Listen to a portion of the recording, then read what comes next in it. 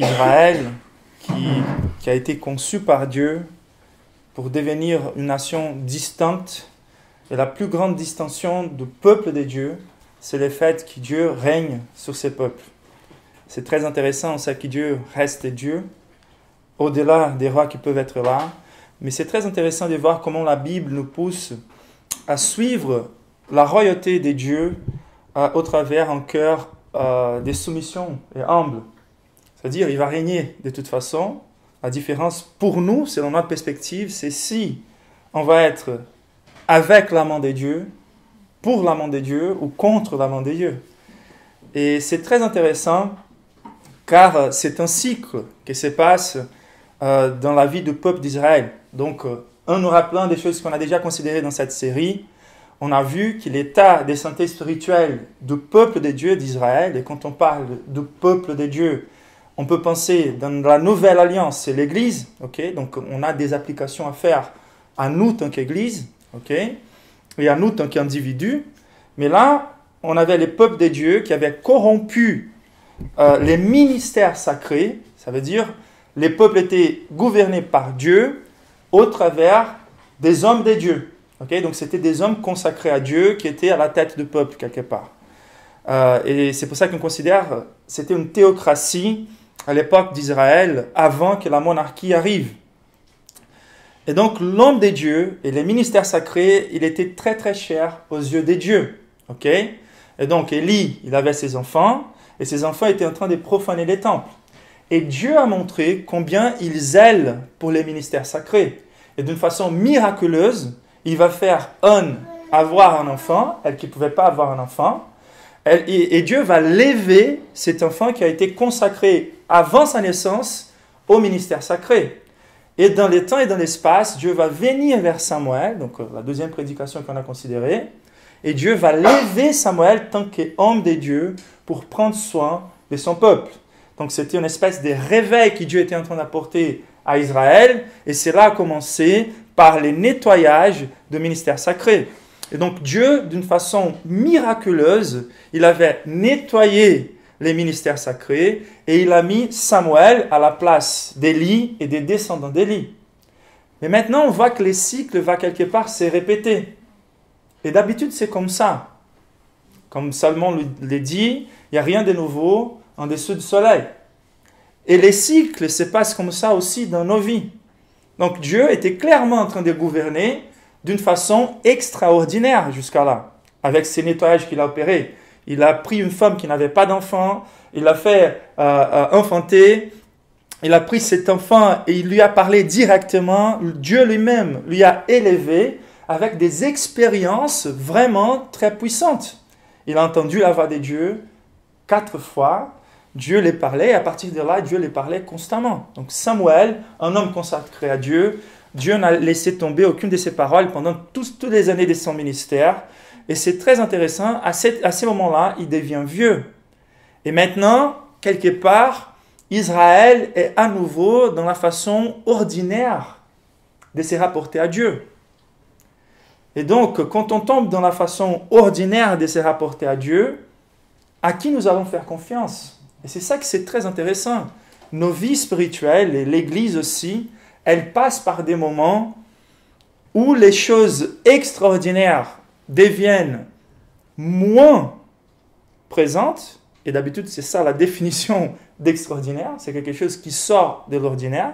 Donc ce qu'on devrait attendre, c'est vraiment de servir à Dieu et de faire confiance à Dieu et à la méthode de Dieu, malgré la fréquence de l'extraordinaire, car le plus extraordinaire, c'est que Dieu est en train de travailler au travers de l'ordinaire.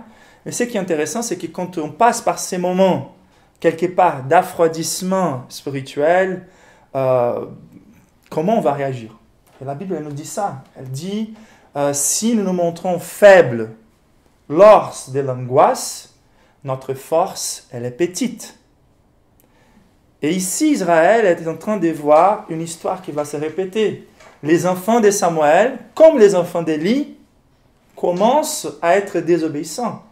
Ils se montrent incapables et disqualifiés pour occuper les ministères sacrés. Quelle devrait être la réaction du peuple?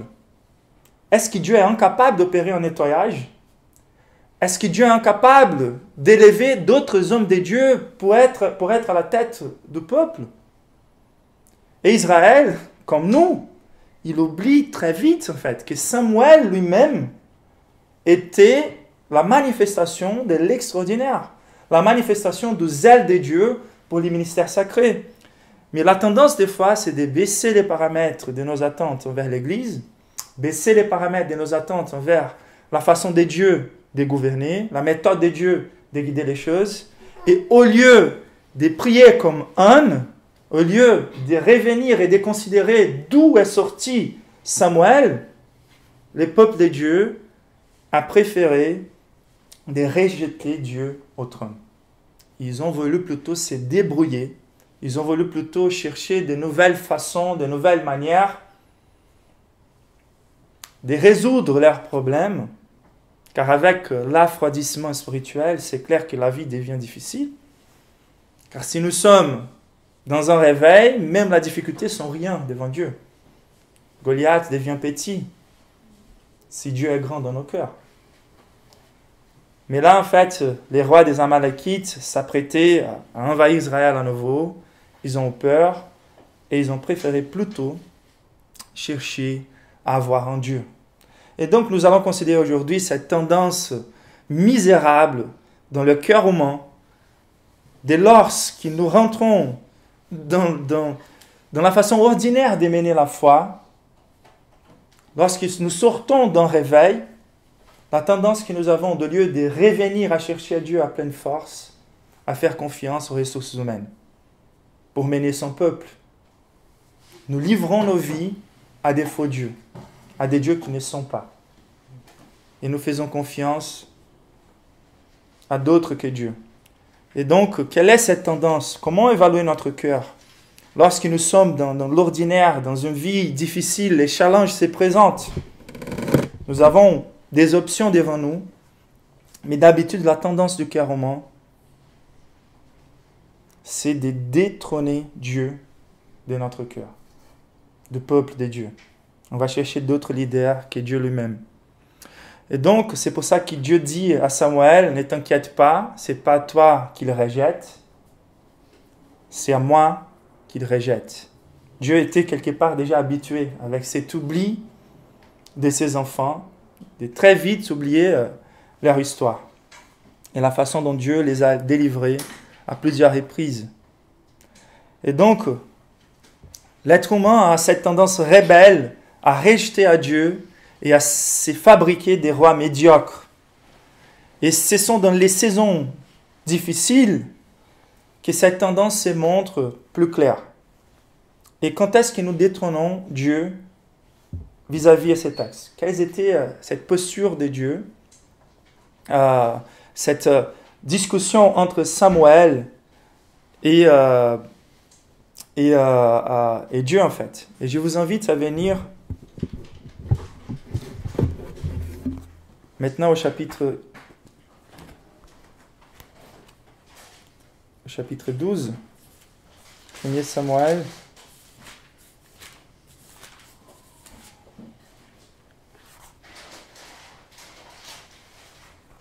Le chapitre 12, nous allons lire du verset 1 au verset 5. D'accord? Donc, ce qu'on a lu avant de commencer cette prédication, avant de prier, c'était les chapitres 8 où les peuples demandent un roi, ok, à Dieu. Et maintenant, c'est l'effectivation, ça devient officiel.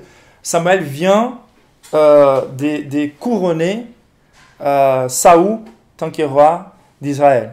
Et voici en fait, dans cette célébration ou dans ces couronnements, voici ce que Samuel veut laisser clair au peuple et que Dieu veut laisser clair au peuple au travers Samuel. Samuel maintenant, il va quelque part rentrer dans une dispute avec Israël pour prouver à Israël la méchanceté de leur cœur de désirer un roi. D'accord? Donc on va considérer ça. Et donc, quand est-ce que nous détrônons Dieu de notre cœur? La première réponse se trouve dans ces premiers versets. Nous méprisons Dieu tant qu'il est roi dans nos vies, quand nous méprisons un accès direct à sa présence. Ok? Donc Samuel dit à tout Israël, « Je vous ai écouté dans tout ce que vous m'avez dit, et j'ai établi un roi sur vous. Désormais, c'est le roi qui marchera à votre tête. Quant à moi, je suis vieux, j'ai les cheveux blancs, et mes fils sont avec vous. J'ai marché à votre tête depuis ma jeunesse jusqu'aujourd'hui. Mais voici, rendez témoignage contre moi en présence de l'Éternel et de celui qui l'a désigné par son onction. De qui ai-je pris le bœuf ou l'âne? Qui ai-je opprimé ou traité durement? De qui ai-je reçu un cadeau pour fermer les yeux sur lui? Je vous rendrai.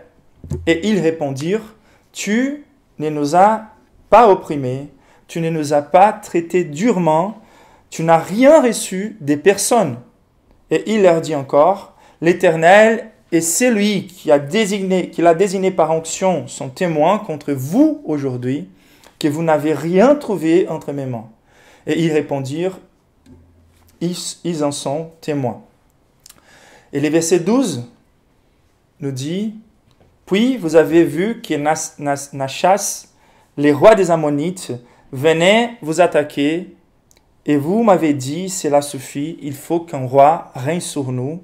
Et pourtant, l'Éternel, votre Dieu, était votre roi.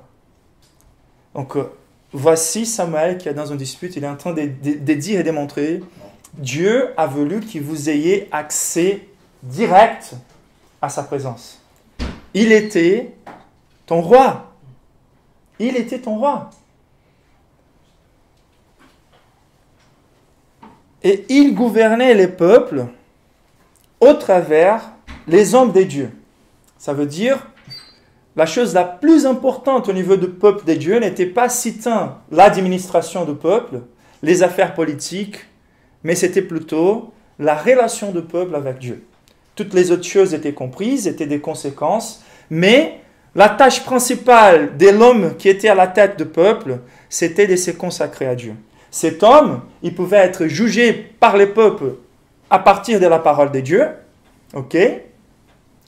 Et donc, il était juste quelque chose qui nous facilitait à avoir un accès à la présence de Dieu. C'était les prophètes, celui qui apporte la parole de Dieu au peuple. C'était les sacerdotes, celui qui apporte la parole du peuple à Dieu.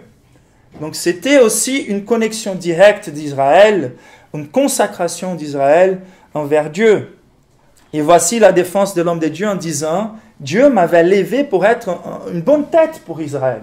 J'étais Samuel, fils d'un miracle, ok, un homme de Dieu.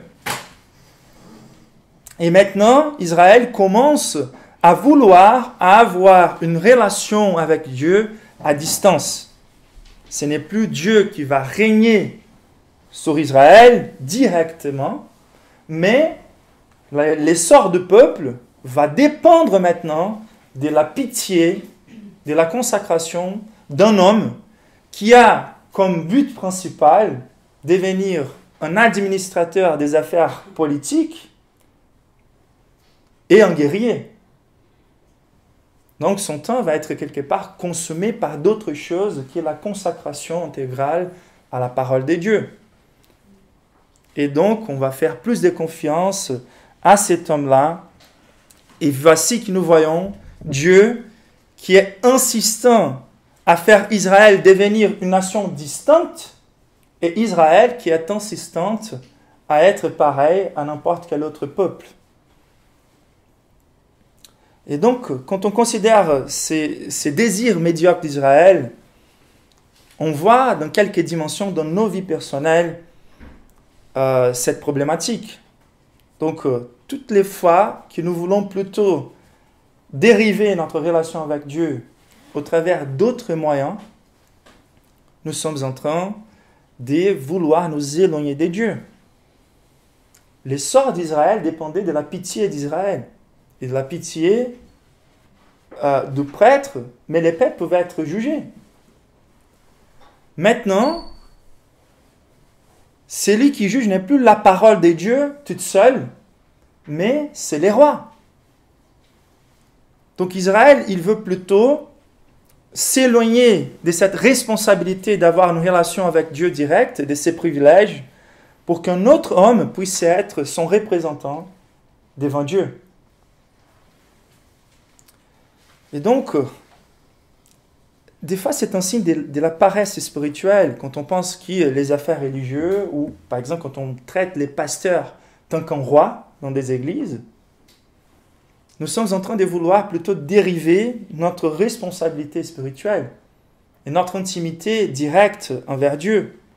Il faut faire attention à cette dérivation de la foi quand on va mettre d'autres objets, d'autres personnes, ou même d'autres, je dirais, comment on dit ça en français, mais des amulettes, des idoles, des amulettes de nos vies spirituelles. Quand on, au lieu de développer une relation directe avec Dieu pour que Dieu nous gouverne, on commence à vouloir plutôt dépendre de la piété d'autres personnes. Donc il faut vraiment faire attention, par exemple, quand l'Église, elle s'occupe beaucoup plus des choses administratives que des choses spirituelles. Aujourd'hui, il y a beaucoup de pasteurs qui sont des esclaves des agendas tellement lourds, qui doivent s'occuper de tellement de choses, des petits détails au niveau de l'administration de l'Église, au lieu de se consacrer à la parole, de se consacrer à la prière. Et donc, il y a beaucoup de ressources plutôt politiques qui sont en train de jouer au sein de l'Église, des choses administratives, que d'avoir du temps pour être avec Dieu. Et voici les types des rois qu'ils ont voulu demander, et ils étaient en train de s'éloigner de Dieu. Donc nous détrônons Dieu de notre cœur quand nous commençons à mépriser la manière directe d'avoir accès à Dieu. La parole de Dieu, la Bible, l'Église, ok? Mais notre foi ne peut pas dépendre des autres personnes. Donc ça, c'était les problèmes avec Israël. Ça, c'est un problème aujourd'hui avec le peuple de Dieu. Et dans nos vies personnelles aussi, on a cette tendance de vouloir nous éloigner de Dieu. Et c'est pour ça, quelque part, que l'obscurantisme catholique a eu de succès, en fait. Ils ont créé presque une espèce de polythéisme dans l'Église. Au lieu de prier directement à Dieu, on va prier plutôt à Marie. On va prier aux saints. Il y aura un saint pour chaque ère de la vie. Et l'accès direct à Dieu n'est plus là. Et c'est par là que nous sommes en train de nous éloigner de Dieu. La dépendance toujours d'un prophète, d'une parole qui nous éclaircisse quelque chose de particulier par rapport à nos vies. Quand Dieu va plutôt utiliser ces hommes-là pour confirmer quelque chose qu'il a déjà dit. Et c'est clair pour nous. Ou des fois, nous sommes plutôt en train de fuir de la volonté claire de Dieu et de chercher quelque chose qui soit d'accord avec nos désirs. Et c'est ça qu'ils sont en train de faire. Ils sont en train de forcer leur volonté sur la volonté de Dieu lui-même. Et dans cette transition, on va passer au verset suivant. Le but de cette défense de l'homme de Dieu n'est pas juste pour se défendre. Il n'est pas en train de dire « j'ai bien jugé, j'ai bien servi », juste pour montrer combien il était important pour Israël. Il est juste en train de se mettre dans la bonne position d'argumenter contre le peuple de la partie de Dieu.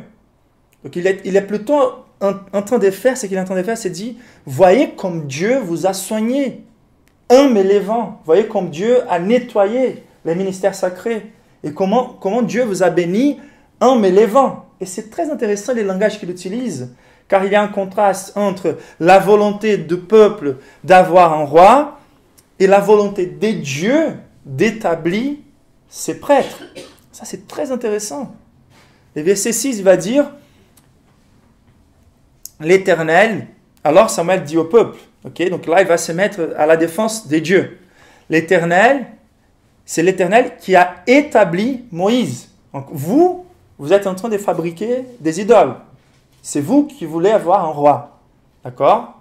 Mais c'est l'Éternel qui a établi Moïse, les prophètes, et Aaron, les prêtres, et qui a fait sortir vos ancêtres de l'Égypte. Vous étiez des esclaves. Vous n'étiez rien.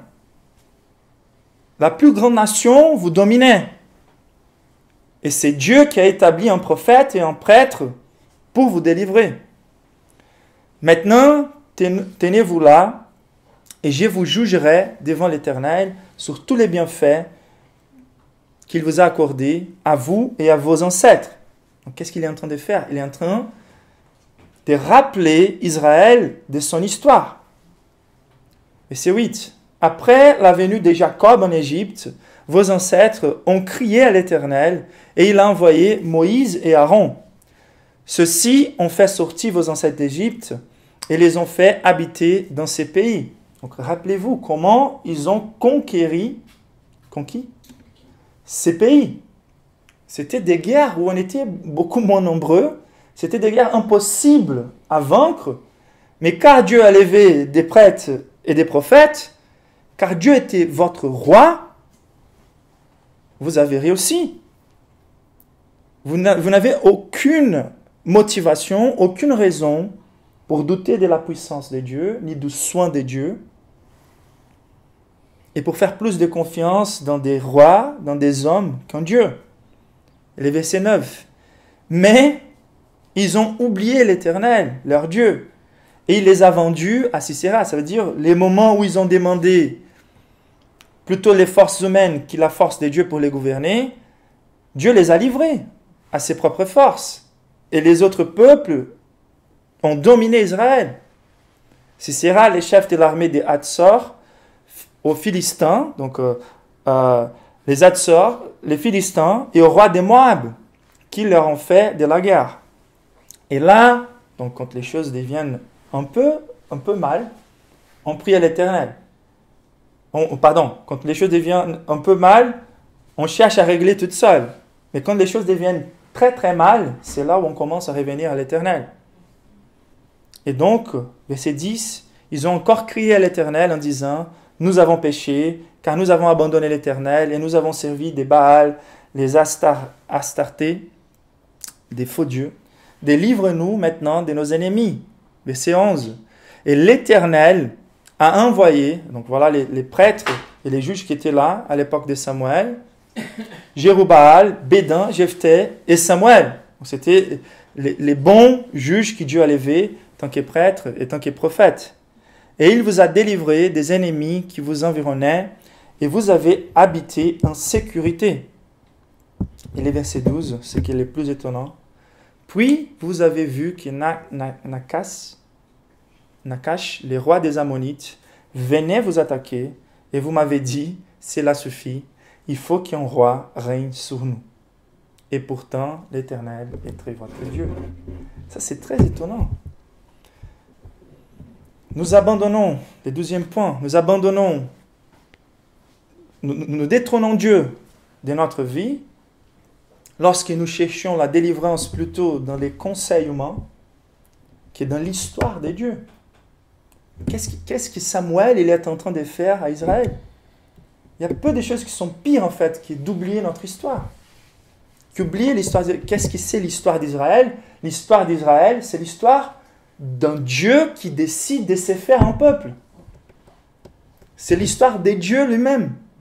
Et quand on considère l'histoire d'Israël, on apprend en fait, et c'est très intéressant car c'est cyclique. C'est très intéressant car c'est une espèce de tradition. La méthode de Dieu de se porter dans l'histoire vis-à-vis de son peuple, il n'y a pas de l'innovation. Et les peuples ici, il est plutôt en train de complètement oublier leur histoire et de regarder la culture. Ils sont plus attirés par rapport à la culture actuelle. Comment innover, comment s'adapter pour avoir une meilleure chance de réussir, au lieu de regarder en arrière et de considérer l'histoire.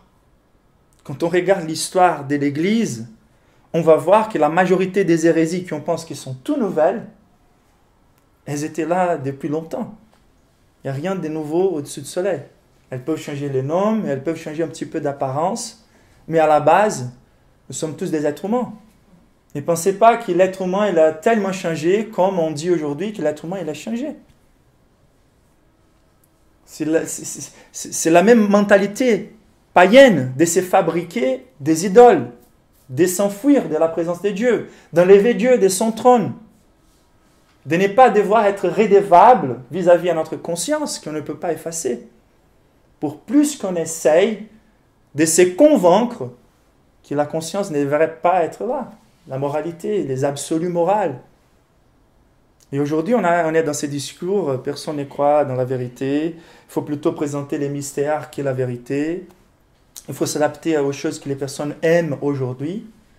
Et lorsque nous sommes en train d'offrir toutes ces innovations pour s'adapter à la culture, cette spiritualité qui marque la postmodernité, c'est une spiritualité vide en fait. C'est à moi de déterminer la signification pour moi, la subjectivité des choses, la place des émotions, de la psychologie, de la sociologie, les méthodes de croissance d'église. On est là en train de regarder la culture et de se dire comment faire l'église grandir. Et l'église n'est plus en train d'offrir Dieu, ni la méthode des dieux. L'église est juste en train de demander à Dieu qu'un autre roi règne sur nous. Que ce ne soit pas à ta manière, à cette manière ancienne, cette manière qui a délivré Israël de l'Égypte. Non, faisons confiance à nos forces et peut-être ceux qui sont en dehors du peuple de Dieu sont plus sages que les peuples de Dieu pour nous dicter, pour nous dire comment faire l'Église. Et c'est toujours comme ça, c'est pas nouveau. Vous voyez, dès l'époque de Samuel, l'Église va avoir cette tendance de plutôt chercher dans la culture la meilleure manière de résoudre ces problèmes que dans l'histoire de Dieu. Et je n'ai pas besoin de revenir à la large histoire d'Israël. Je peux vous demander personnellement, est-ce que cette tendance n'est pas là en fait? Combien de fois Dieu vous a déjà délivré des situations très difficiles dans vos vies? Regardez en arrière dans votre vie personnelle. Mais lorsque les problèmes arrivent, est-ce que vous n'avez pas cette tendance de plutôt vouloir chercher ailleurs la solution? Peut-être vous avez besoin d'une session de thérapie. Peut-être, je ne sais pas, la voyante peut dire quelque chose. Peut-être que ce soit une autre religion ou que ce soit un autre conseil qui peut être plus sage, car à la fin des comptes, ils sont sages selon les mondes. Ce sont les gurus spirituels que les personnes cherchent, là, dehors de l'église. Et des fois, nous avons cette tendance, au lieu de venir regarder notre histoire en arrière, de vouloir chercher de l'innovation, de la nouveauté. Notre Dieu, il n'est pas qui ancien. Notre Dieu, il est. Il est actuel. Il a été, il est, il sera. Il n'y a rien en Dieu qui ne soit pas nouveauté, car Dieu, il est toujours actuel. Et sa manière d'agir ne change pas. La façon de régler les choses, ça peut varier un peu vis-à-vis aux surprises qu'il nous fait. Mais à la base, les principes, sa méthode, elle reste la même. C'est qui lui qui a la puissance, la délivrance. Et c'est lui qui nous a montré à plusieurs reprises sa façon d'agir et la façon de lui chercher. Donc il faut faire attention quand on oublie notre histoire. Notre histoire, c'est notre identité. Récemment, j'ai lu dans un magazine qui parlait de la crise de l'identité du peuple français avec cette valeur postmoderne de penser que l'émergence va être la bonne chose et pour que cette émergence arrive, il faut mélanger tous les peuples qui sont là. Comme ces mélanges, c'était déjà validé comme la bonne chose, sans rien juger. Il faut juste considérer, par exemple, les attentats terroristes comme si c'était des mots nécessaires. Des mal nécessaires. Des mots nécessaires pour que la bonne chose arrive. C'est une religion, ça. Car nous ne pouvons pas prouver que la bonne chose viendra après. C'est la foi envers la valeur humaniste. Et donc, il disait que pour arriver à ces mélanges, pour que ça soit efficace, la théorie, c'est qu'il faut vraiment détruire l'histoire. Il faut se décrocher de notre identité. Et donc, les peuples français, aujourd'hui, commencent à abandonner, en termes de théorie politique, leurs racines. C'est ce que Luc Ferry, un philosophe français, dit, c'est l'innovation destructrice.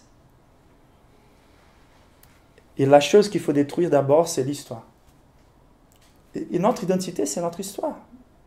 Combien plus notre identité tant que croyants, c'est l'histoire que Dieu a développée avec nous. Ce n'est pas au travers de l'innovation que nous allons chercher la faveur de Dieu, c'est la rénovation de la fraîcheur de sa présence. C'est de s'arrêter et regarder en arrière. C.S. Lewis, il dit quelque chose de très intéressant. Il va dire, nous tous, nous voulons les progrès. Ça, c'est unanime. Donc, nous sommes tous, quelque part, progressistes à la base. Mais si nous sommes sur une mauvaise voie, les progrès signifient de faire un retour et revenir à la bonne voie. Dans ce cas, l'homme qui a fait les retours en premier, il est le plus progressiste de tous. Vous avez compris ça? Peut-être c'est l'heure de faire un retour.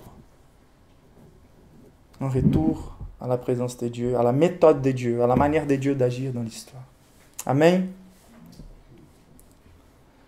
Nous détrônons Dieu de nos vies lorsque nous sommes plus attirés par la création de Dieu que par les dieux de la création.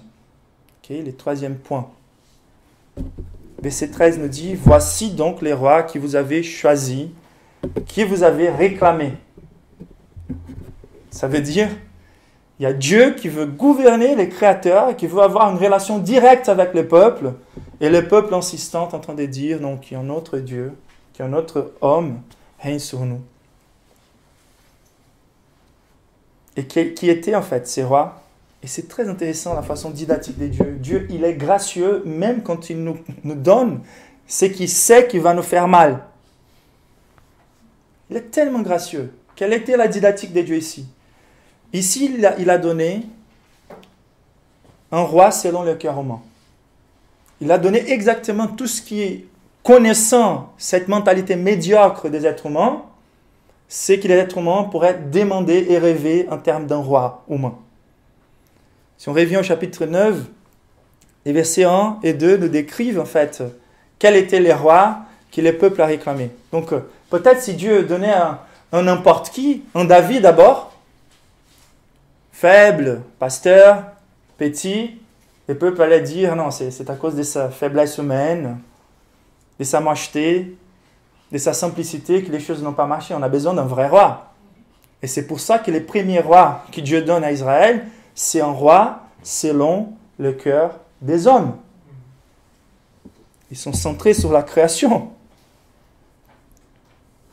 Voici la description de Saül. Il y avait un homme de Benjamin appelé Kis. Il était fils d'Abiel, petit-fils de Tséror, descendant de Bécora, d'Aphiac, et lui-même fils d'un benjamite. Donc, déjà une tribu très bien établie dans l'histoire d'Israël. Et c'était un vaillant guerrier. Donc, c'était une famille qui avait une réputation, c'était une famille qui avait un homme, et cette famille, les pères en fait de Saül, étaient déjà un guerrier reconnu. Donc on voit la puissance, la réputation, la puissance. Le verset 2. Et il y avait un fils d'un homme de Saül qui était jeune, donc la jeunesse, l'innovation, la fraîcheur, la force, et beau. Plus beau que tous les Israélites. Donc voilà, un roi, imaginez-vous, hein, notre premier roi. Un roi vaillant, fort, un roi beau, et qui les dépassait tous d'une tête. Il était grand, il était fort. Okay? Voici Saül, un roi selon le cœur humain. Et c'était ça vraiment qu'Israël voulait avoir. Un idole qui pourrait typifier tous leurs petits dieux. Ils étaient en train de rejeter les vrais dieux. Et bien sûr, quels sont nos dieux en fait? Quand on va remplacer Dieu dans nos cœurs, c'est ça. Dieu est toujours en train de vouloir nous offrir sa gouvernance et sa relation dans nos vies, et nous sommes toujours en train de préférer des bénédictions qu'il peut nous donner, et des fois des choses bonnes et légitimes. Mais en fait, c'est un idole en forme d'homme, en fait, que le peuple il est en train de demander à Dieu, et il rassemble en lui-même, dans cette figure, tous les petits dieux d'Israël. Et donc, Dieu, il est devenu un moyen et non la source, non le but de la relation du peuple de Dieu. Israël commence à aimer beaucoup plus les cadeaux que les donateurs. Et c'est une espèce d'addiction. Ils sont quelque part accros, en fait, de ces petits dieux, faux dieux, de leur culture et de leur société. Et des fois, c'est comme ça, même à l'église. Nous sommes à l'église en train de chercher les mêmes faux dieux que notre culture est en train de chercher, sauf qu'on fait ça dans l'église en méprisant la gloire du vrai Dieu. En sachant que de demander ces choses-là peuvent nous faire du mal. Déjà, la satisfaction n'est jamais trouvée que dans ces choses-là, sauf si ces choses sont un moyen vers Dieu ou un moyen de reconnaissance de cette relation avec Dieu. Et plus que ça, ces choses peuvent nous faire tomber dans une idolâtrie et dans une impiété capable de nous apporter du mal au futur de nos vies. Donc déjà, la manque de satisfaction, des choses vaines. À la fin, au verset 23, il va revenir sur ça. Donc, ne confiez pas dans des choses vaines, ne revenez pas à ces choses qui n'apportent ni les profits, ni la délivrance. La beauté, la force, la jeunesse, la puissance, les divertissements, ces choses n'apportent ni les profits, ni la délivrance. En soi, un roi, pour plus beau et fort qu'il soit, il n'est pas capable d'apporter ni les profits, ni la délivrance. Donc ces choses sont déjà détachées de Dieu et mises à la place de Dieu. Et à quel prix? À quel prix en fait? Pardon, c'est le verset 21 qui dit ces choses. Mais à quelle force? À quel prix? Donc, ce que Samuel va les dire, c'est vous allez devenir esclaves du roi. Il va présenter, Dieu dit, Samuel présente à ce peuple les droits du roi. Les droits du roi fait du peuple esclave du roi. Et au-delà de la dîme qu'il faut donner dans l'environnement spirituel d'Israël, maintenant il faut donner aussi la dîme au roi. Donc ils sont disposés à sacrifier leur argent, ils sont disposés à sacrifier leur liberté, mais la vérité c'est qu'ils étaient déjà esclaves de ces faux dieux. La vérité, en fait, c'est, vous voyez, on ne veut pas la liberté de servir à Dieu, les rois de l'univers à qui toutes les choses appartiennent, veut nous gouverner d'une façon à nous laisser libres et avoir accès au roi, mais car nous sommes accros de ces petits faux dieux, la beauté, la force, le pouvoir, la richesse, les succès, nous n'avons plus en fait des capacités de venir vers le vrai Dieu. C'est un esclavage. C'est un esclavage. Quand vous êtes en train de chercher ces choses au lieu de chercher à Dieu, c'est un signe que nous sommes des esclaves.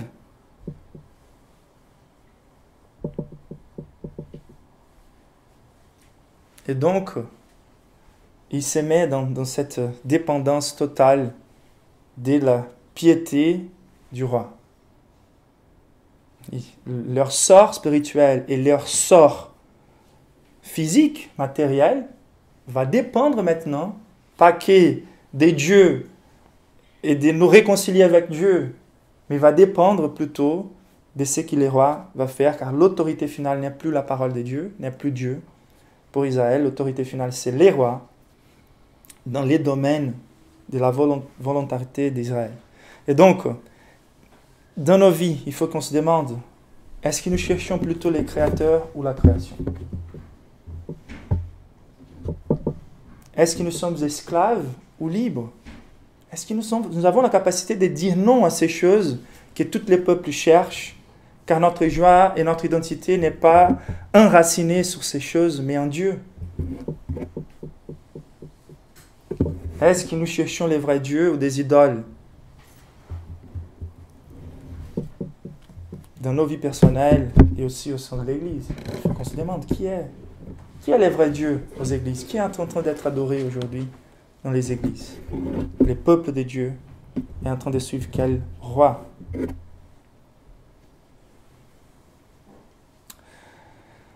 Et nous détrônons aussi Dieu de nos cœurs quand nous faisons plus de confiance dans la puissance des hommes que dans la puissance de Dieu. Lisons ensemble versets 13 à 18. Voici donc les rois que vous avez choisis, que vous avez réclamés. L'Éternel a bien voulu établir un roi sur vous, à condition que vous craigniez l'Éternel, que vous le servirez, que vous lui obéissez, que vous ne vous révoltiez pas contre sa parole, mais que vous attachiez à l'Éternel, votre Dieu, vous et les rois qui règnent sur vous. Mais si vous n'obéissez pas à la voix de l'Éternel, et si vous vous révoltez contre sa parole, la main de l'Éternel se portera contre vous, comme elle s'est portée contre vos ancêtres. Attendez encore ici et regardez l'acte extraordinaire que l'Éternel va réaliser sous vos yeux. Ne sommes-nous pas à l'époque de la moisson des blés? Je vais faire appel à l'Éternel, et il enverra les tonnerres et la pluie. Sachez et comprenez alors combien vous avez eu tort aux yeux de l'Éternel de réclamer un roi. Samuel fit appel à l'Éternel, et les jours même, l'Éternel envoya du tonnerre et de la pluie, et tout le peuple éprouva une grande crainte vis-à-vis de l'Éternel et de Samuel. Vous voyez maintenant, en fait, qu'est-ce que Dieu est en train de manifester? Dieu est en train de manifester la confiance du peuple envers la puissance d'un homme contre la puissance de Dieu au-dessus de toute la création. Vous êtes avec moi? Les dieux qui gouvernent les tonnerres, les dieux qui gouvernent les climats, et les dieux qui, au-delà de cette volonté corrompue des êtres humains, est en train de gouverner Israël encore. Voici donc les rois que vous avez choisis et que vous avez réclamés. Verset 13. L'Éternel a bien voulu établir un roi sur vous. Ça veut dire, même en dessus de notre méchanceté, il y a cette gouvernance du vrai roi. Et c'est pour ça que des fois, nous sommes en train de demander des prières, et Dieu peut nous concevoir, mais cela n'est pas forcément un signe que c'est...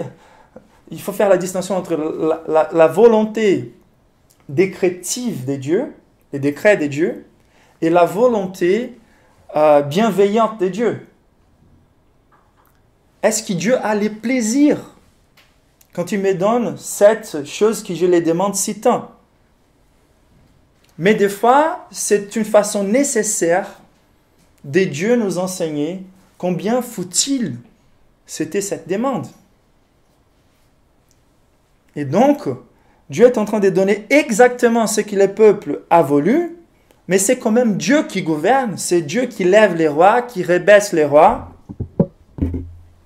Et au-delà du système politique, du système de gouvernement où nous vivons, le plus important à considérer toujours, c'est de nous soumettre, chacun de nous individuellement, et surtout nous, tant que peuple de Dieu, à la gouvernance du vrai roi. C'est très intéressant ce que Dieu est en train de faire ici. Ça dépasse, le point de départ, c'est les péchés du peuple, ok? Mais Dieu est en train de déjà enseigner Israël par son tort, et aussi de préparer les cadres pour que l'Église puisse bénir les non-croyants. Quand on arrive aux structures païennes de gouvernance, quand on arrive au Nouveau Testament, quand on arrive à la fin de la théocratie, d'Israël, quand on arrive, ça on pourrait considérer une petite genèse de la laïcité. Et là, il y a le peuple de Dieu qui a gouverné directement par Dieu, l'Église, mais qui peut savoir comment s'insérer dans des systèmes de gouvernance qui ne sont pas forcément théocratiques. Vous êtes avec moi? Et c'était nécessaire aussi pour que les peuples, en ayant l'expérience d'avoir plusieurs rois, des fois type de Christ, et des fois des mauvais rois, savoir Quoi attendre tant qu'il est roi? Donc c'était un rappel pour Israël continu, une mélancolie, un manque de l'époque où Dieu était directement notre roi. Et voici les peuples qui voulaient faire confiance en roi et les vrais rois qui est toujours en train de gouverner. Et la différence, c'est plutôt pour nous, pour notre perspective, est-ce que je vais me soumettre volontairement à la volonté de Dieu ou est-ce que je vais vivre dans une rébellion?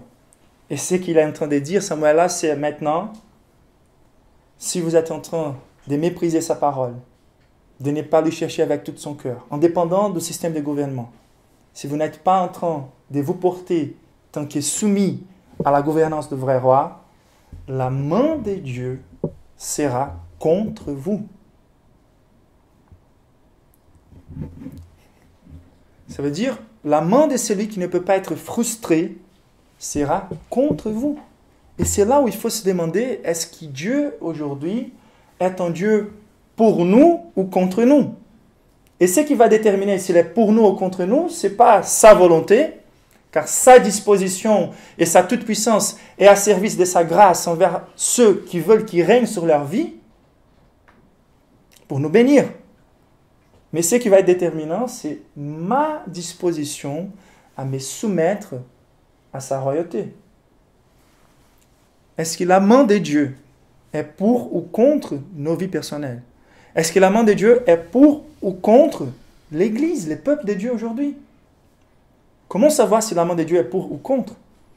Car les plus l'Église essaye de s'adapter à la culture, les moins on voit les fruits authentiques des conversions.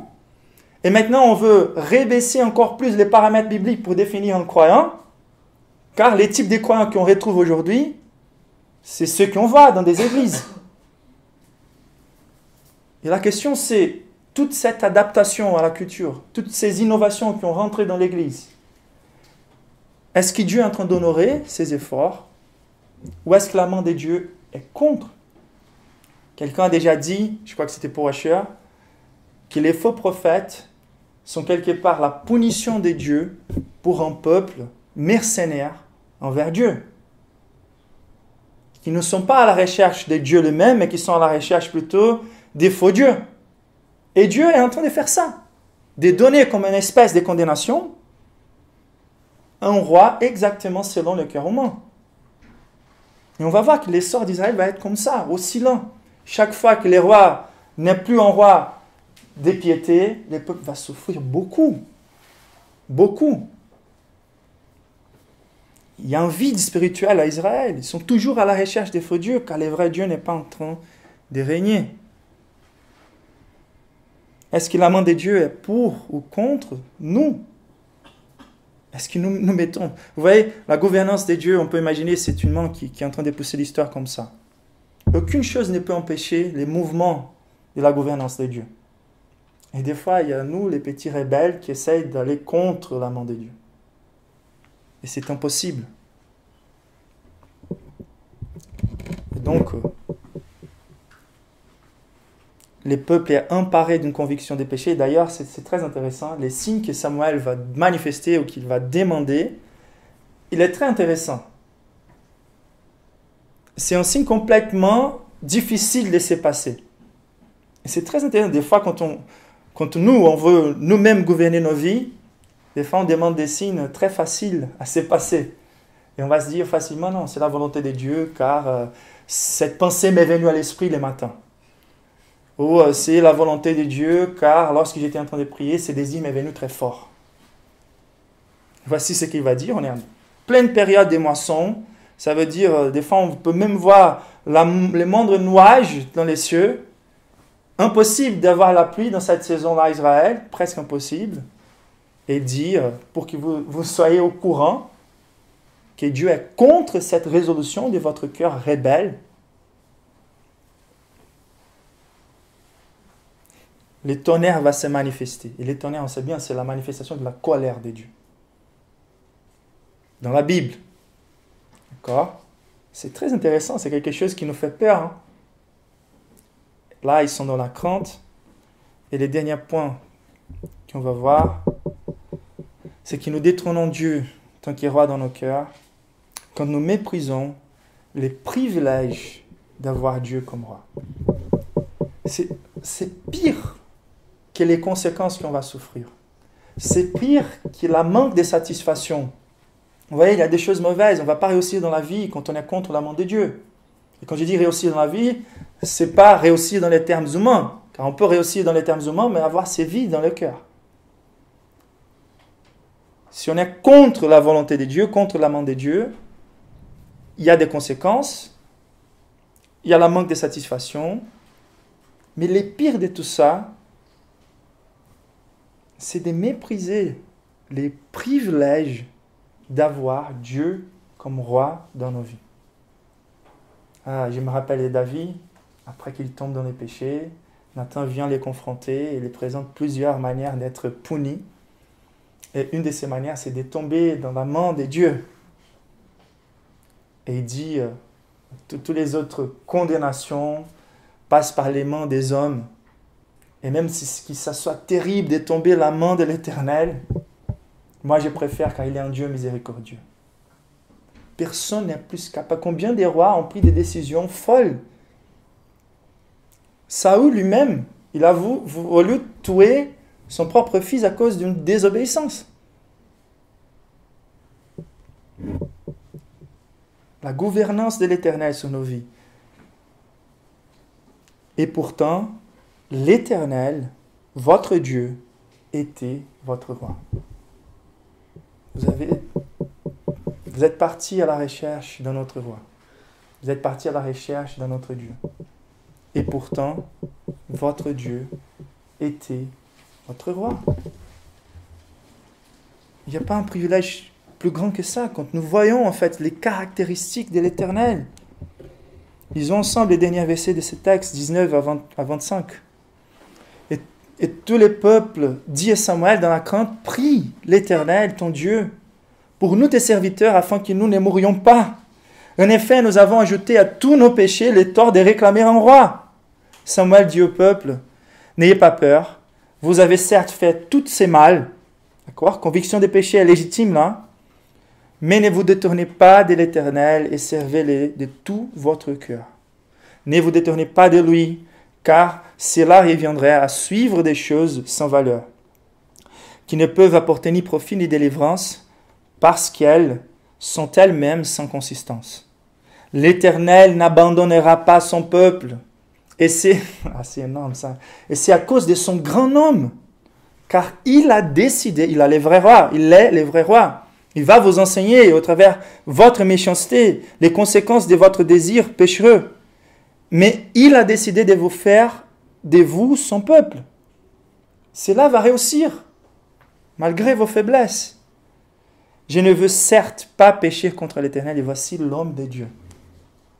Combien de fois j'ai déjà entendu des histoires que le peuple a été infidèle, ils ont péché, et après, les pasteurs arrivent le dimanche, ils prennent les pupitres comme un trancheur, et la Bible comme un mitrailleur, et commencent à envoyer des indirects envers les peuples pour écraser les peuples. Et voici la posture d'un homme de Dieu. Je ne veux certes pas pécher contre l'Éternel en cessant de prier pour vous. Au contraire, je vous enseignerai les chemins bons et droits. Dieu a gardé les ministères des prêtres. Il a gardé les ministères des hommes de Dieu, des prophètes. Et leur tâche était là, en fait, de servir comme un thermomètre par rapport au roi, une sortie envers cette méchanceté de dépendre que d'un homme. Seulement craignez l'Éternel et servez-le fidèlement de tout votre cœur. Voyez en effet quels actes extraordinaires il a accomplis parmi vous. Regardez en arrière votre histoire. Si en revanche vous faites le mal, vous disparaîtrez, vous et votre roi. Car Dieu va faire son peuple. Et donc, cette gouvernance de Dieu, elle se montre miséricordieuse, même quand le peuple est en train de demander un autre roi. Les rois des rois est en train de même, dans la plus grande manifestation du rejet du peuple envers les dieux qui est au trône, il est en train de diluer cette méchanceté du peuple avec la grâce de maintenir le ministère des prophètes, des sacerdotes Et il est en train aussi de gouverner les peuples lui-même. Quelles sont les caractéristiques de la gouvernance de Dieu? Déjà, il est le Tout-Puissant. Déjà, Dieu est en train de mettre à service de son peuple sa toute-puissance. Aucune chose ne peut frustrer ses plans. Donc si vous êtes soumis à la gouvernance de Dieu, il n'y a aucune chose qui puisse être frustrée. C'est à nous juste de nous harmoniser à son planning. Mais ce roi, il est tout-puissant, et il est saint, il est pur, il est droit, il juge avec équité. Mais il fait toute sa puissance servir à la disposition de sa grâce. Et il nous traite avec de la paternité. Nous ne sommes pas que des esclaves d'un Dieu, roi, nous sommes des enfants du Dieu de l'univers. Il nous traite avec de la proximité, il ne veut pas que nous éloignions de lui. Il nous traite avec de la miséricorde. Il ne nous traite pas, selon la parole nous dit, selon nos iniquités, mais selon sa miséricorde. Et surtout, en fait, c'est Dieu roi, il nous traite d'une façon didactique, comme si on était des enfants rebelles, bêtes, et il va nous donner des fois exactement ce qu'on veut pour nous enseigner l'incapacité de cela de nous suffire. Mais là, il est en train plutôt de préparer les chemins pour la venue du vrai roi, qui va régner de la façon la plus proche sur nous.